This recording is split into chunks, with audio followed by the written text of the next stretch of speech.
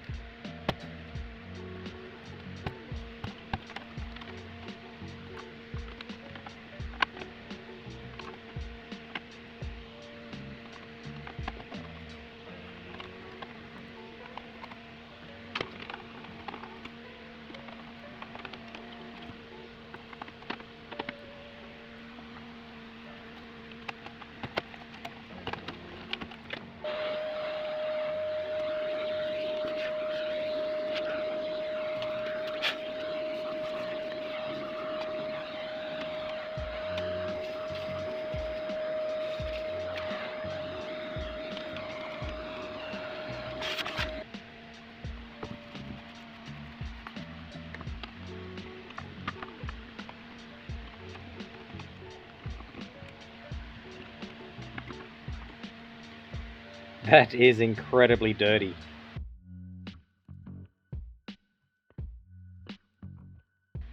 I need to make it as well.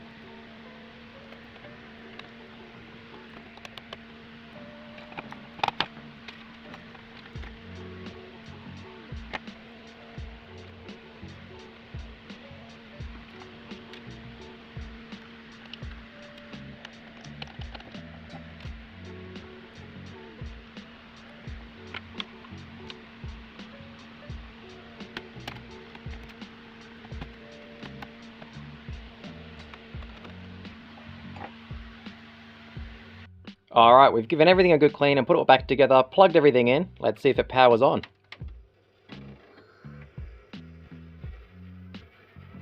We've got fan, we've got the post peep, which is good. We've got nothing on the screen.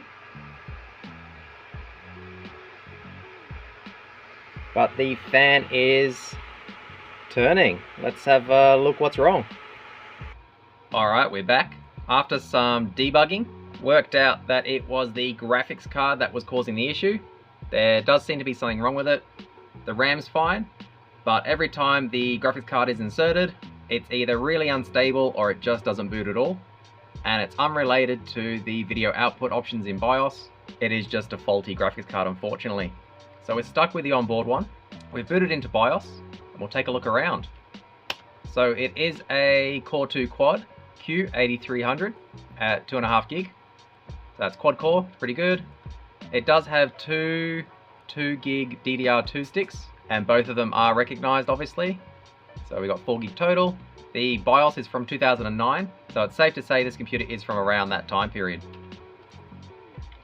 It does detect the SATA hard drive and the DVD burner. We'll boot it up and see what is already installed. So as you can see, it is Windows 7 Home Premium, and I have already cleared the admin password, so we can actually take a look around. If there's any personal files, obviously we won't show that. So straight off the bat, it does have a lot of junk installed. I apologize that the taskbar is cut off. This is just a weird aspect ratio monitor. I don't really trust this Windows 7 install. It looks like it might be heavily virused. So I think we will try and install Windows Tiny 10 and see how well that runs. I've inserted my Windows Tiny 10 flash drive, and we'll mash F12 to get into the boot menu. It's the iMation one. Finally loaded into the setup. Took about a minute, minute and a half. Let's go next, install. I accept. Next. We want to go custom, and we want to delete all of the partitions. It is a 1 terabyte mechanical hard drive.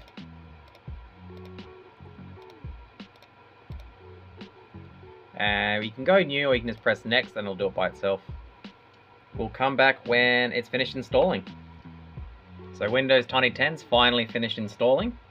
We'll see what drivers are missing. So it's obviously missing the video driver. It's using the generic one at the moment. It does seem to have all other drivers, which is pretty good. Got sound. I'm not sure if there's sound built in. So it's currently outputting through HDMI. Let's see if we can change it. Actually, can we just do it through... No.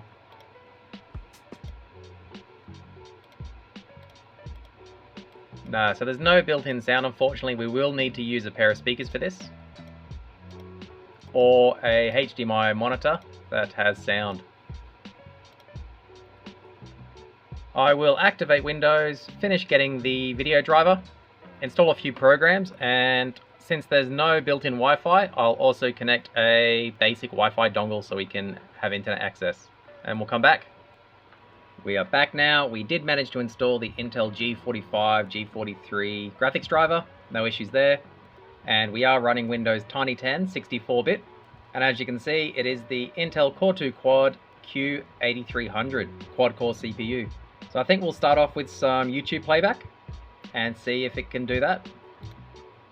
Okay, we're on 1080p now, full screen. Today we're going to be taking a look at some N64 games on the R36. We'll skip through a bit.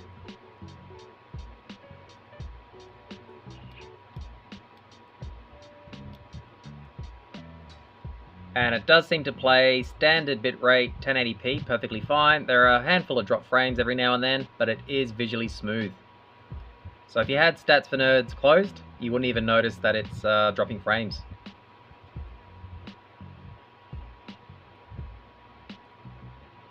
I think we'll try a high bitrate video now.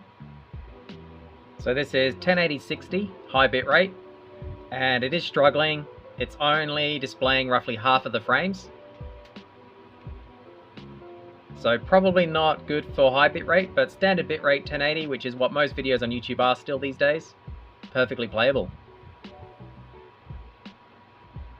Next up, we'll try a little bit of local media playback. This is Big Buck Bunny, H.264 4K. And it is stuttering.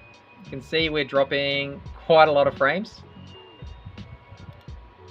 Skipping through. It looks like local 4K media playback just isn't possible.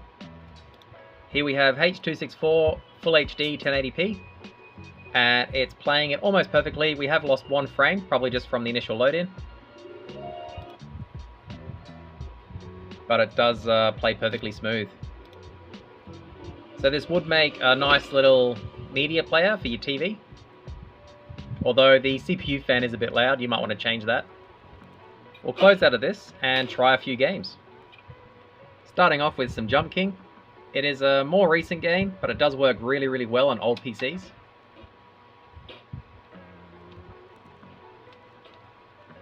And this computer is no exception, it does run perfectly. Let's try something a little bit more demanding. Unfortunately, our graphics card is just a little bit too old for Turok Remastered. This is another older one, Half-Life 1.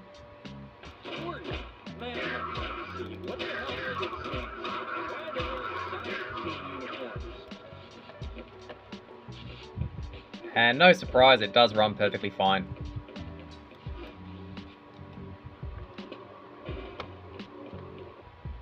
Unfortunately, without a dedicated graphics card, you're not going to be able to play many modern games on this, just because the built-in GPU doesn't support OpenGL or any modern DirectX. There is an empty PCIe slot, so you could put a graphics card in and fix all those issues.